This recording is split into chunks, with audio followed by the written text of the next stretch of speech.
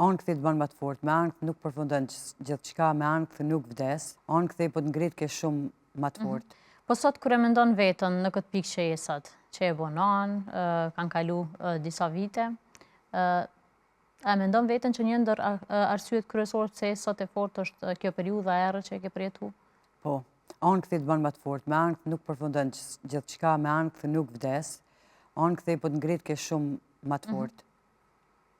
Çka të ka ndryshuar ty si person? Shumë ka ndryshuar si person. Pozitivisht, po edhe negativisht nëse ka ndonjë detaj. Pozitivisht, po, jam bërë shumë më e vetëdijshme, që kjo më ka dhënë një shkollë shumë të madhe ankthi, që do thënë më herët si kom kuptu, tash i kuptoj shumë mirë. Po ka edhe momente negative që, do të thonë që të kalon në diçka negative, është pak ajo prekë shpejt, ajo ngutësh, emocionet këtu pak. E qartë, po qyshe kanë përjetu bashkëshorti, familja, këtë rikthimin e gjidës, gjidën e re pas shërimit?